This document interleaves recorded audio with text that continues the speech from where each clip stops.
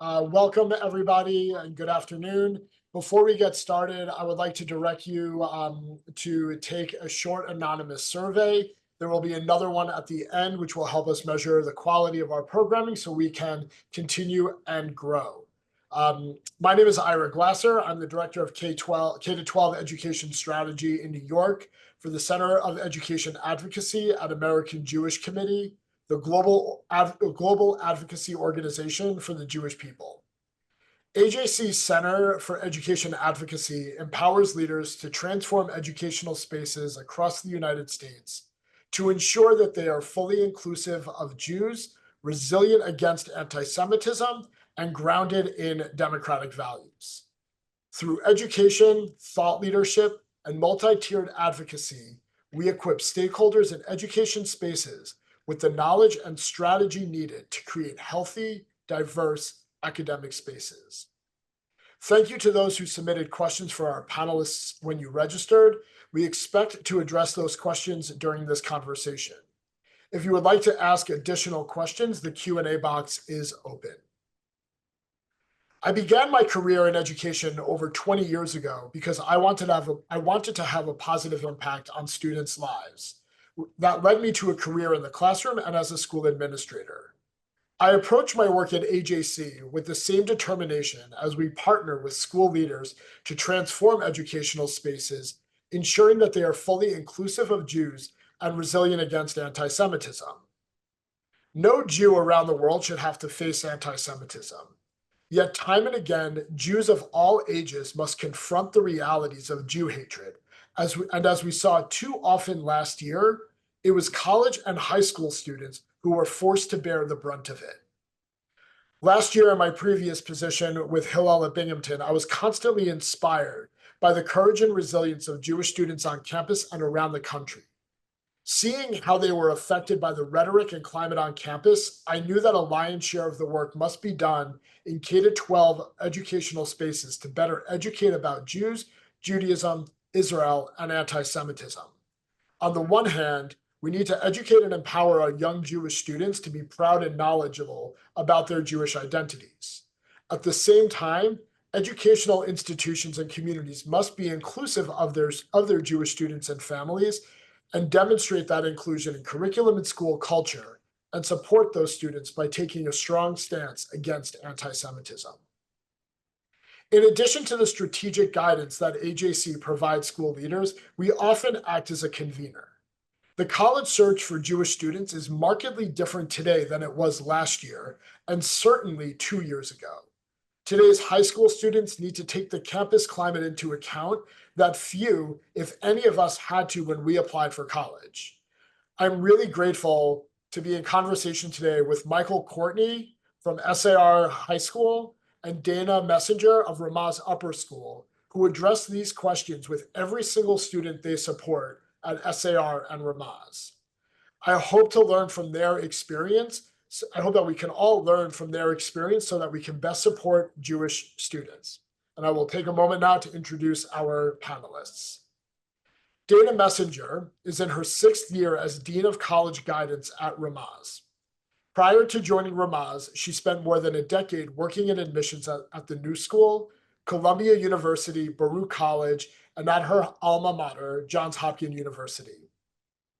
College admissions is Dana's 3rd career. She earned a JD from Georgetown Law, practicing white-collar criminal defense at a large firm in New York City, and spent a year working in politics around the 2008 election. She lives in Brooklyn with her husband and family. Michael Courtney is the Director of College Guidance at SAR High School, where he has worked since 2007. Before coming to SAR, Michael was the Assistant Director of Admissions at New York University for 3 years. He received his bachelor's and master's degrees from NYU. Over the years, Michael has held leadership roles with the National Association for College Admissions Counseling and the New York State Association for College Admissions Counseling. He cares deeply about matching Jewish students with appropriate campus choices. Michael grew up in Hollywood, Florida, and now resides in the Bronx with his wife and family. And I know Michael and Dana are just off the plane from a conference in LA, probably with many of you. So I'd like to thank Michael and Dana for joining us today, and it is my pleasure to be in conversation with the two of you. So Dana, I will start with you. Can you please share a little bit about how you came to this work and shed some insight into how college advising for Jewish students changed since October 7th, 2023? Yeah, well, first of all, Ira, thank you so much for inviting me. I hope everyone on this webinar really walks away with things that they can put in practice, and that it's not, so high-minded, but really practical for all of you. So this is my third career. And when I was deciding what I wanted to do, I thought about what I really loved and enjoyed. And for me, it was working with students. So when I was in college, I was a tour guide and interviewer, student interviewer. When I went to law school, I used to travel with admissions to colleges to recruit students. When I was at the law firm, I would interview prospective summer associates. And in politics, I worked in youth outreach. So when I thought about what direction to go when the '08 campaign ended, to me, it was pretty obvious that I wanted to work in the college space and with students. And I started at my alma mater at Johns Hopkins. But this work I'm doing now with students is something I really love. And I think it's the place that I find myself and want to be in for the rest of my career. At Ramaz, we're really fortunate in that we have great results, as I'm sure many of you do. And so in May, as I'm preparing for the board meeting, different stakeholders at Ramaz, board members always say, like, how'd the year go? How was the year? And I'm always like, it was great. It was great. We had a great year. And last year was the first year where the results were great, but the year did not feel like a good year for us. And for me, as an advisor, right, that job is not just about helping kids write essays, but helping them think about their college list and their choices. I really felt the need to be educated on what was happening in college campuses. And I traveled to 10 to 12 schools to meet with our students. We'd meet sometimes with admissions officers or people in the president's office, just to really hear what was happening from the student point of view. And sometimes it was better than what you saw on social media. Sometimes it was worse. But it was kind of a heartbreaking thing to have to undertake or to feel like I needed to do. When I was in college as a Jewish student, I like almost never thought about anti-Semitism. Maybe in a history course, or maybe there was some jerk who said something, once or twice in my 4 years in college, but it wasn't part of my reality. But it is for the students, Jewish students today. And so our curriculum has changed. We've always had advising about Jewish life as part of our curriculum, but our advising students has changed a lot because this is the reality they're facing when they go to campus, and we want them to really understand what their choices look like and how to ask the right questions. Thank you. There's something you had said about the change of your curriculum that I might come back to in a little bit.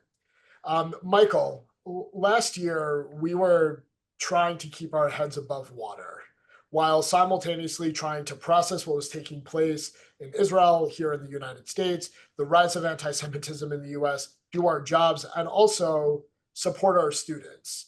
How are you approaching your work differently this year? Right. So also, it's a pleasure to be here. Thank you for the invitation. I would say that, this year there was a hope that things would get better, that maybe the war would be in the rearview mirror, but we also knew going in that in an election year, college campuses heat up. And that has nothing to do with Israel, but this year it has everything to do with Israel for many students. I think what's interesting about this year is in speaking to admission representatives and admission directors in the spring and in the summer, the idea of discipline, the idea of time and place is very important right now. Colleges last year were caught off guard. They did not expect such vitriol to be displayed throughout their campuses.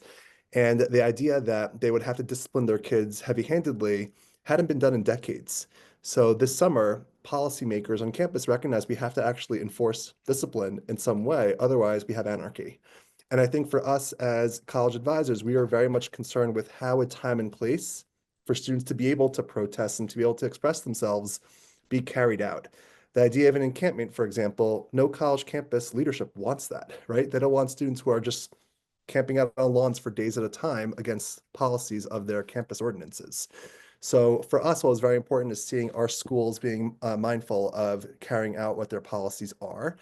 Also, are they talking to their faculty about being in your own lane? A faculty member teaching chemistry should not be talking about the Israel-Hamas war. A faculty member teaching about Middle Eastern studies might have an opinion on it, but are they being sensitive to the kids in the class who might be of either side? So we're very concerned with how faculty are approaching this new year as well. Yes, they have free speech, but no, they should not be considering harassing students on their campus. So for us, this year was not going to be just the year off after a hard year last year. We knew it would be a continuation, but we were hoping that if there were going to be issues on campuses, that university leadership would take a stronger stand in not allowing it to fester. Thank you. And so thinking about when you invite campus representatives to your school to meet with students, what do you share with them so that they can come prepared to visit your school community and meet with your students? Right. So I would say that for those of you in schools where you have a large Jewish population, it could be a good idea to ask your representatives either beforehand or when they're there about supports in place for Jewish students so that they feel safe on their campuses. Now, not every single student on these campuses, especially those that are in the media a lot, feels unsafe. But for those that do, we have to honor those feelings. And there are plenty of students who do not feel emotionally safe. Many did not feel physically safe last year. So I would say that wherever school you're in, if you have Jewish students, you want to support those students and support their feelings. And at the same time, you also want to recognize that not every Jewish student's going to be feeling the same as the other Jewish student on campus. So some students might blend in more easily into the crowd. Other students might stand out because of the way they dress or the way they appear. We actually expressed to the admissions folks last spring that if someone is wearing Jewish garb, whether it's a head covering, whether it's a certain type of skirt, modesty look, they are visible minorities on campus. And that is something that needs to be considered in this entire quagmire, that students from our community should feel comfortable going to a DEI officer as a minority on campus if they are feeling unsafe. So that's something in the language that we're educating our students and also educating admission officers that we need to convey.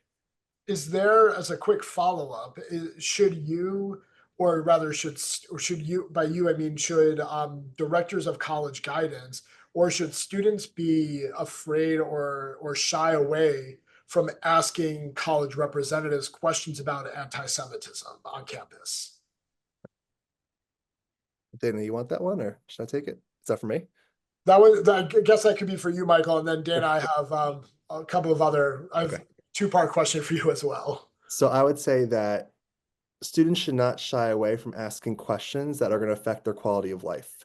By you asking questions about anti-Semitism, no one's denying you admission. No one is saying, oh, that kid's going to be a troublemaker because they're worried about their safety. You need to find out information. If you're about to invest $90,000 in a school per year or $50,000 out of state, whatever it is, you have the right to have knowledge and you have the right to ask questions that are going to be important to you. So when you meet an admissions officer, they might remember you because you made a positive impact in your school meeting when there are only 5 kids in the room and you ask great questions. They're not going to say, oh, they're worried about their campus safety. I don't think we want them. Thank you. And so, Dana, what would you say, what are the best sources of information to learn about campus and Jewish life? What are the Jewish organizations on campus that I, as a or your colleagues in the field, should be aware of?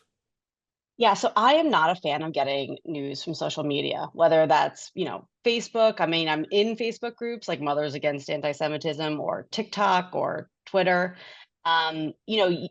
People may have an agenda, a point of view. You can't ask follow-up questions. Their information may not even be correct. So I tell our students not to use that as their source of information. What I prefer to do is to get it from people. Students, they're going to have different points of view, but hearing from students about what their experience is, I think, is incredibly valuable. I also think of Hillel and Chabad as great resources. So at Hillel, you can talk to staff. It doesn't necessarily have to be the rabbi. Often the staff are the ones running the programs and dealing with students directly. They are a great resource for what's happening on campus. And then Chabad, which is actually an Orthodox organization, but they serve all Jewish students, right? Their mission at Chabad is to make you more Jewish than you were when you walked in the door, right? Do one more Jewish thing. I think of them as like the proselytizers of the Jews, right? And I say this with great love for Chabad. But they primarily work with students who are not Orthodox, and there are actually more Chabads on college campuses than there are Hillels. They are not supported by the university. They'll have their houses endowed by Chabad. And I think as a result, they're incredibly honest. They're not worried about their jobs. So these are people who I think can be honest to a fault. You know, I've had them say to me, like, don't send Orthodox kids to this school. This is not the right place for an Orthodox student. And others who are like, come, you know, we have a great community here. But they are incredibly welcoming. I mean, these are families who choose to work at a college space because they want to work with college students. And you can have a student who is reformed, who wants to ask questions about Jewish life on campus, and they are not going to judge them for the way they dress. They're not going to ask about their kosher or Shabbat observances, right? They're just going to talk to them and encourage them to be part of the Jewish community and give them really honest feedback about what they're seeing on campus. So as a follow-up to that, Dana, are there, on the one hand, like, what are the questions that you would advise a student to ask a Hillel or a Chabad? So we actually did surveys of our students. I mean, I visited campus, but you know, we have lots of alums and lots of college campuses, and you can't see them all. And so we did a survey last year of our students after October 7th, and we just did a follow-up survey last week, and we'll send a reminder after October 7th. And the questions we asked them are the same questions we're telling our students to ask colleges, right? Ask the current students on college campuses, ask the Hill on the Chabad. So a question like, are there new rules, right? If there were encampments and major protests on campus last year, did the university spend summer creating new time, place, and manner rules?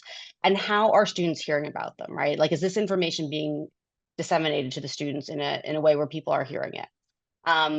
Are there new courses, right, on dialogue? Maybe not necessarily on anti-Semitism, but I find that one of the really hard things is that there aren't meaningful dialogues happening between people who may have a lot of overlap in their points of view, right? I'm not talking about the two extremes, but I think there's a lot of overlap in the middle on these college campuses, and there's not a lot of productive conversations. So are they doing courses on productive conversations for students? Have there been any acts of anti-Semitism in this year? And if there have been, how has the university responded? Are you happy with the university's response? Can you identify yourself as a Jew and as a Zionist on campus, or does that make you feel ostracized either in the classroom or in clubs and organizations or just in the dining halls, right? Like, can you be visibly Jewish, or can you say that you're pro-Israel, or is that going to exclude you from certain organizations? And so those are the kinds of questions we're asking. Thank you. And thinking about first, shifting gears for a second and thinking about the general campus climate or campuses more broadly, can you speak about differences that you're seeing or that based on students' experiences, based on geography, school size, and types of programs they offer? Understanding, by the way, that I do recognize that I'm asking you, Dana, that question sort of with a very broad brush. But I'm curious to know, based on your experience and also what you're hearing from alumni, if you are noticing some of those threads of differences, again, based on geography, school size, and the types of programs that they offer. Right. So there's two caveats. And the first is that students on the same campus can have very different experiences. I heard very different things from different students at the same school. And so I would tell that student who's hearing different things, you know, think about which student you're more like, right? And which one do you identify with, and what experience are you going to identify with more? And then the other, as you said, is that there are like exceptions to every rule, especially here. In terms of geography, I think students tend to feel more welcomed in the South and the Midwest than they do on the East and the West Coast. Those tend to be more polarizing experiences for students. In terms of size, I don't know that it's so much the size, right? Like you've got good and bad, mid-size and large schools. But small liberal arts colleges, and I think that has more to do with the degree programs than the size of the school, tend to be really difficult places for Jewish students, even now. You know, we were just at NACAC, and the USC Hillel did a program for Jewish day school counselors and some counselors who work with large Jewish populations, where they brought in Hillel representatives from various California schools. And there was one representative from the 5 colleges, you know, Pomona, Claremont McKenna, et cetera, who had a very different experience than the Hillels at USC and UCLA, even though you saw them in the news, right? That those are still really difficult places for students to be Jewish and to identify as Zionist, and not just starting October 7th, but I think going back years. And I think that has to do with the majors. You know, when I talk to students who are in engineering or business majors, right? They don't have that politics in the classroom, and it tends to be what students are less interested in, right? Like, you're interested in business, you want to get an internship, you're really focused on your GPA, you're an engineer, you're really interested in STEM, you've got some research going on. Doesn't mean that there aren't kids in that space who care about this issue, but there tends to be much less of them than there are in the humanities and in the social sciences. So campuses that really focus around social science and humanities and don't have, larger engineering and business schools or other types of schools tend to have more anti-Semitism on them. Thank you. And that actually makes me think of another question now. And Michael, I'm going to ask you to address this. And this question came up a lot last year, and I'm sure that this is coming up again this year. That parents or students are asking: are there schools that I, as a student, should not apply to? Or from a parent's perspective, are there students that my child should not apply to? Or from a college counselor perspective, are there schools that I should advise my students not to apply to? So it's a great question, and we get asked that all the time. I think what's important to know is that our role here is to support students and not to say you should not apply there. Our role is to say maybe on certain campuses, things might be more heated, but oftentimes some of the campuses that are in the news this past year are places where there's already a very big Jewish population, and the people who are anti-Israel know that, and they want to intimidate as many Jews as they can. So for me to say, don't go to X school because of anti-Semitism, well, a lot of students who are at that school feel like there's a really warm Jewish community, and they're growing with their Jewish identity as a result of feeling what's going on around them. So, sometimes parents will say, I went to X school. I don't want my kids to go there. I don't want to spend money on that school after what they're doing. I feel like my own dog bit me. And the idea is that's up to them. That's their priority. That's their prerogative. But for us to say, I don't think you should apply to those schools is challenging. Working in a population where there are more observant schools, a lot of our kids are looking for places that might have the prayer quorum, that might have the stricter Jewish kosher options. But I would say that from our perspective, the places that were very strong for Jewish life before are still worth investing in. I don't think anti-Semites get custody over a college campus. I don't think it works that way. But I would say that, like Daniel was saying before, there are certain geographic pockets that are a little bit more in people's minds. I think the schools in the South are a little bit more appealing to a number of families that maybe previously they wouldn't have thought about. The schools in the Midwest handled it a little bit better than what happened in the Northeast. But I wouldn't tell a family the student should not apply to those places. Thank you. And as a follow-up, I could imagine that you're having conversations with students who are juniors in high school, maybe even some sophomores in high school. I'm sure you might even get a first-year student popping into your office. So what advice do you have for those students who are maybe not necessarily in the thick of the application process, but are on the horizon, or it's right around the corner for them? So they're no doubt looking at the campus climate this year and seeing what's happening to inform their decision making. Right. So if I am a high school junior, that means half the kids who are on a college campus right now won't be there when I'm there in 2 years. If I'm a sophomore, that's 75% of the students won't be there.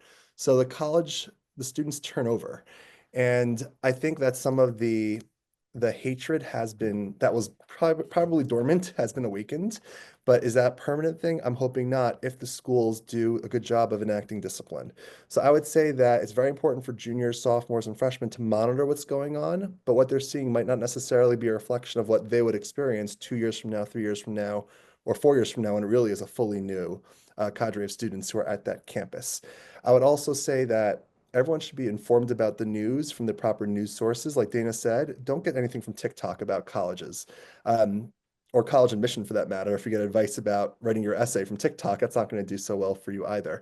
So I would say that the proper news sources is going to be important for families to follow. I think Hillel does a great job of sending out emails with what's going on, with updates. So if they want to actually subscribe to some of these newsletters, AJC, this would be something to think about also when considering the big picture. Thank you. And before we get to some of the questions that came in through the registration, or even some of my own follow-up questions from things that both of you have said, Dana, do you have, what general advice do you have for your colleagues who have joined us today, to support their Jewish students more broadly, not necessarily about anti-Semitism, but about Jewish religious and cultural life at colleges and universities? Yeah, so I would encourage Jewish students to think about, so we like, because we're Ramaz, right, do a panel on like religious life at various campuses.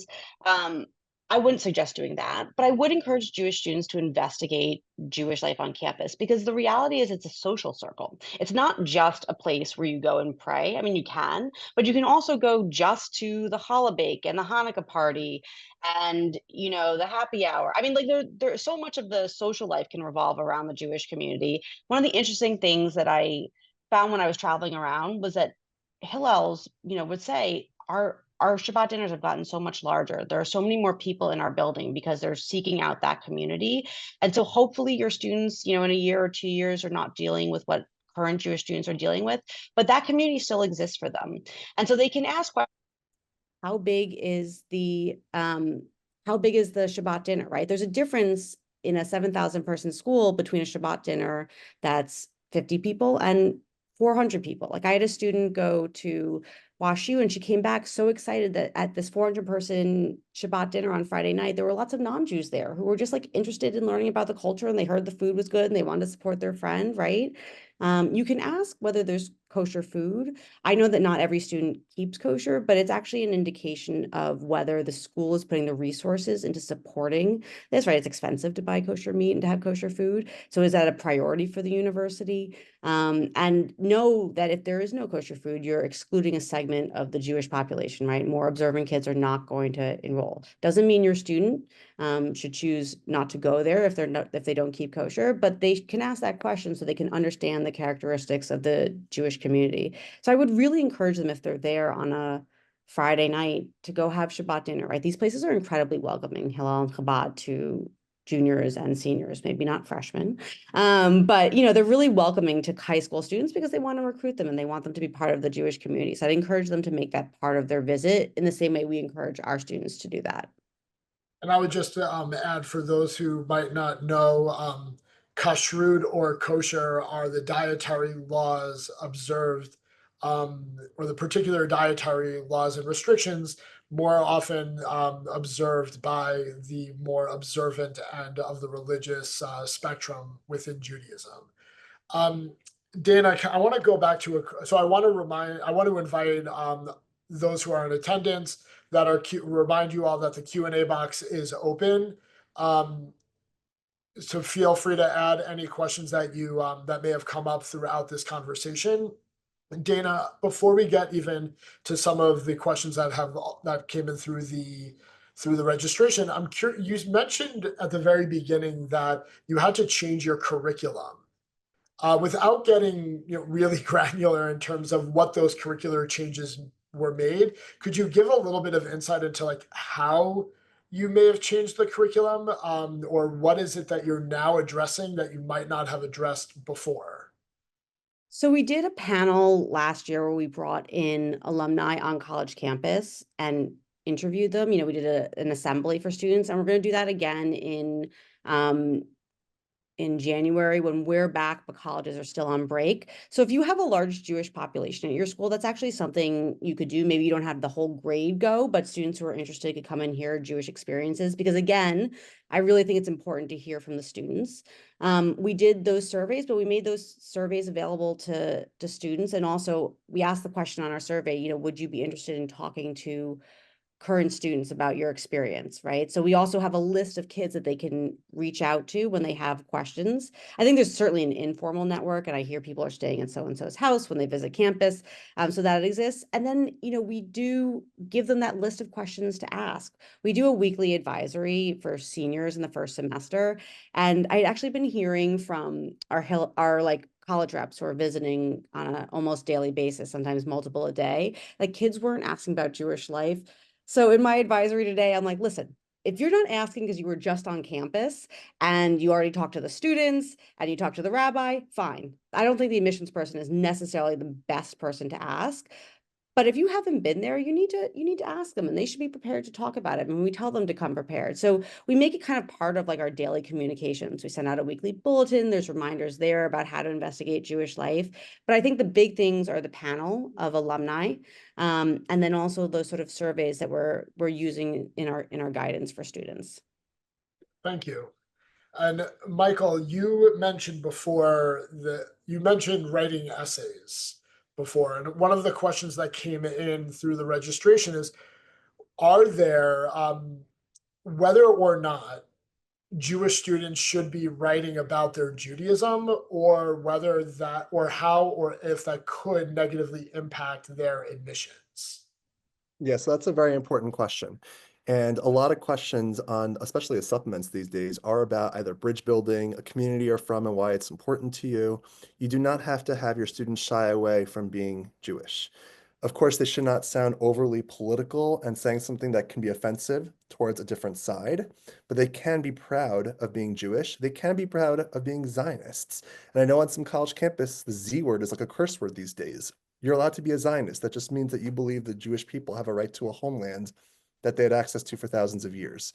So I think the idea of a student shying away from writing about their Jewish identity is false. They should be proud of writing about it. I've had a few students this year write about being in Israel on October 7th and their feelings towards being in shelters for half the day. That's really impactful. That's a really formative life experience that they should be able to express. So I think it's important that students understand colleges are looking for the student perspective, and they're looking for bridge builders.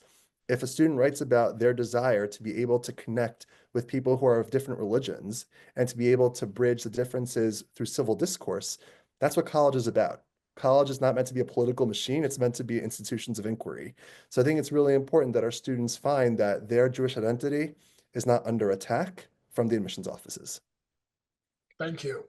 And Dana, you had mentioned you had mentioned something a little bit earlier about safety. So what advice would you give to non-Jewish counselors working with students and families who are concerned about campus safety? So the first thing I would say is you should talk to your student about physical and emotional safety, right? Like physical safety, I think, is a bar that probably most campuses clear 99% of the time. I mean, so we have heard about incidents on a couple of college campuses, but I actually don't know that like physical safety is a thing our students are as worried about versus emotional safety, right? So like students at Ramaz, there are some who will go to Yeshiva University or will go to a school with a very large Jewish population and isolate themselves within the Jewish population. But the vast majority of our students go to a secular college because they want to leave their bubble. They want to have a Jewish community that they're a part of, but also lots of friends outside of the Jewish community. And are they welcomed in those spaces, right? Like, does the dance team take a vote on no Zionists welcome on the dance team? Or can you join any club? Can you be your authentic self? And so I think it's important for students to really like interrogate what it is they want from their experience, but then to be asking those questions, not just, and for parents too, not just to ask, will my kid be physically safe? I mean, first of all, like some people are visibly identifiable as Jewish, but many are not, or you can choose not to be, right? So like, can you be your authentic self on campus? And can you voice your opinions in the vast majority of spaces on campus and still be welcomed and valued as a community member, not tolerated, but actually valued? So we really encourage people to think of safety as a much broader concept, and to also think for themselves, what is it I want out of my college experience? And am I going to get that here, or am I going to have to hide part of my identity in order to have that traditional college experience I want? Great. So one of the questions that came in through the Q&A is, maybe the two of you have the answer to this. How do I, as a college counselor, somewhere like one of your colleagues in the country, how do I sign up to receive news from the Hillel newsletter? I mean, I'm pretty sure if you go to Hillel.com, if you Google like Hillel and counselors, I'm sure it will come up, because I get an email. I get an email almost every day from them, or a couple, maybe it's not quite so spammy. But I get emails from them. The Jewish Forward, although they talk about a lot more topics than just college counseling, will often have articles on what's happening on college campuses. That's another good place where you can sign up just to kind of skim and see if there's anything that you're interested in. I just put the website hillel.org in the chat for everyone. And there was a point that you made about, I think both of you have actually talked about time, place, and manner requirements and schools updating their policies. A question came in as to this point. Is there any data on what schools have done with respect to time, place, and manner or policies? Or if there's any data about schools that have not prepared adequately in this regard? I mean, I could tell you from being in touch with certain schools, like University of Pennsylvania, New York University, they really updated thoroughly. There are probably a bunch more, but those are the first two that come to mind.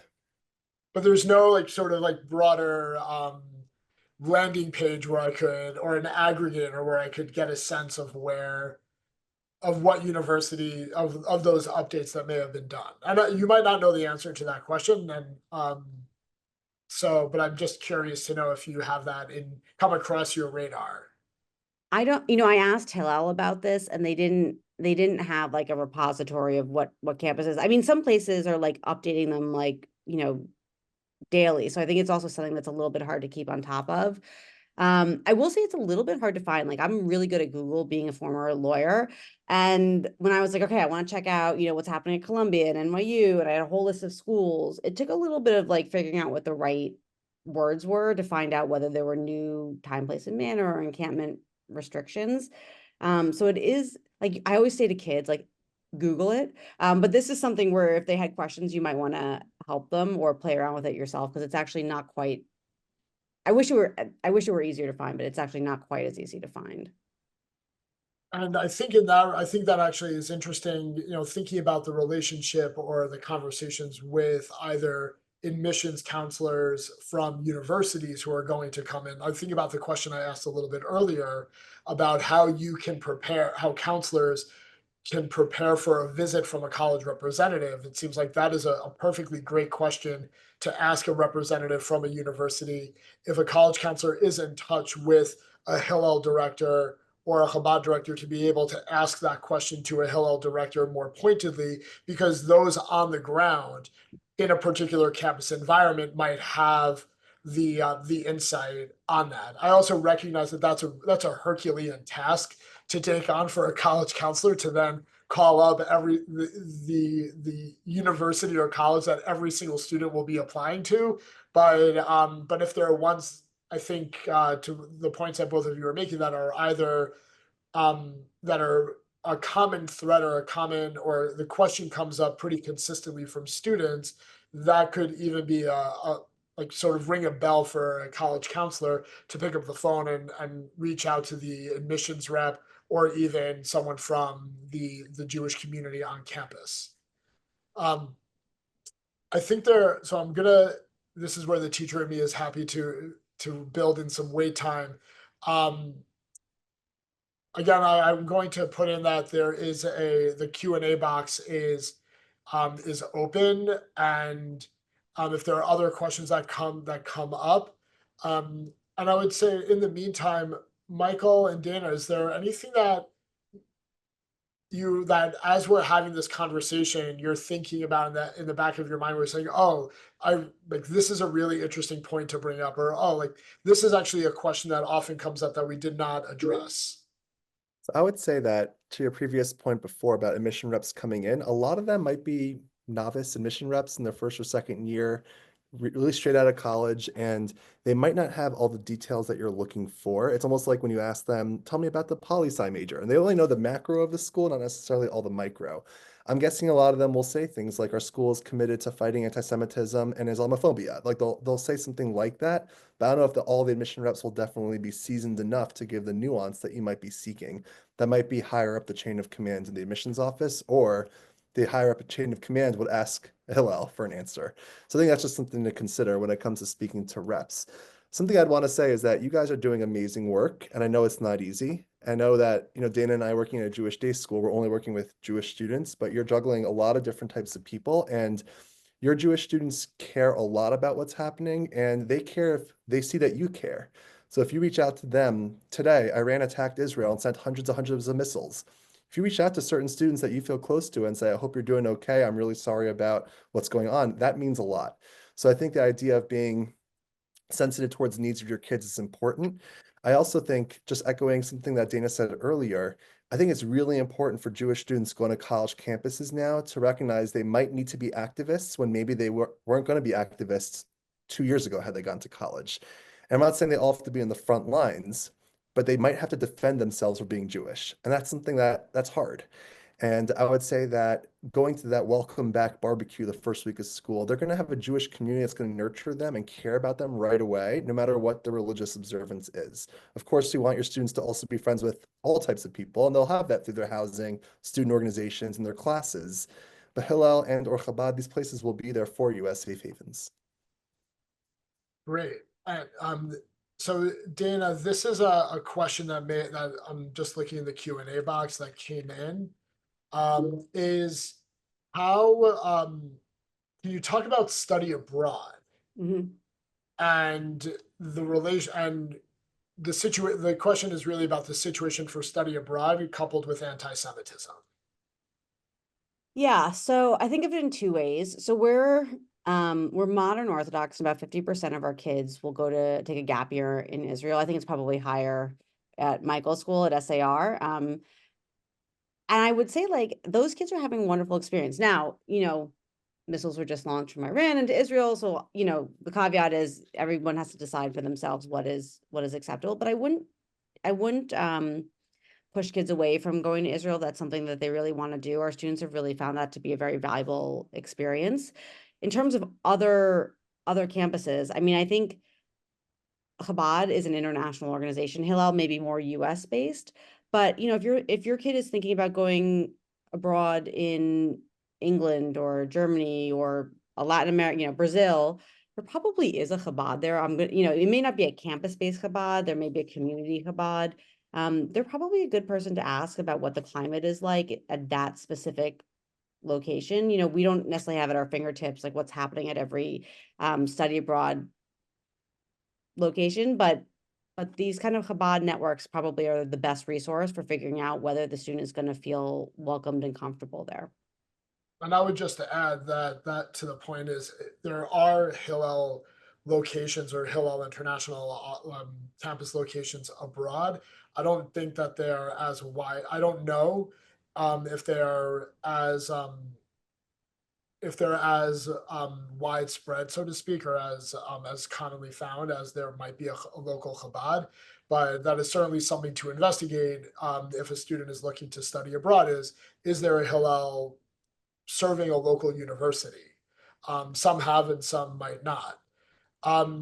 There was another question that came up about what if a school is not served by Hillel or Chabad? Is there another way of assessing how welcoming a campus might be to Jewish students? For example, is a Jewish studies department an appropriate proxy? So, Michael, I'll let you chime in too, but I will just say that like we have a student who went to Pepperdine a year ago, right? Like an evangelical school. There is a Chabad there. Like if there is no Chabad or no Hillel there are probably like very few Jews on that college campus. So it would really surprise me to have a campus where there wasn't even like a Hillel or Chabad servicing an area. That to me would be like a red flag that probably there is almost no Jewish life on that college campus. Yes, the Jewish Studies Department. I mean, sometimes like Hillel is part of the Jewish Studies Department, right? Hillel sometimes is a separate organization. Sometimes they're university employees. But if there's a robust Jewish Studies Department, there's a major. They may have a space. I think of like College of Charleston, where like the Jewish Studies Department and Hillel are like very closely connected, and within that building, there's kosher dining. So yes, like there may be something that's a little bit of a proxy for it, but I would be really surprised if there wasn't one or the other and there was some kind of Jewish life on that campus. I would just say two organizations to know about. They're not as prominent as Hillel or Chabad, but Meor, MEOR, and Aish, AISH. I doubt most campuses will have Meor or Aish, but not Hillel or Chabad. But campuses that might have Hillel and or Chabad might also have Meor or Aish, which are other movements to help people grow closer to their Judaism. Great, thank you.